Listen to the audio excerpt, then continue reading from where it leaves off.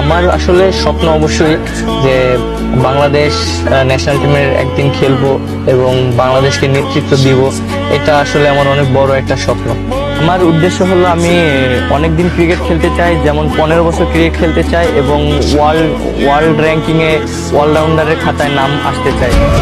তিনি গ্রিক দেবতা নন রোমান কোনো গ্ল্যাডিয়েটর। 22 গজের যুদ্ধে তিনি অদম্য এক যোদ্ধা মেহেদী হাসান মিরাজ, যে নামটা বাংলাদেশ ক্রিকেটে এক আশার নাম, ভরসার নাম। A superstar of the present and the future. We got the chance to catch up with Mehdi Hassan Miraz. আইসিসির বর্ষসেরা ওয়ানডে দলে মেহেদী হাসান মিরাজ।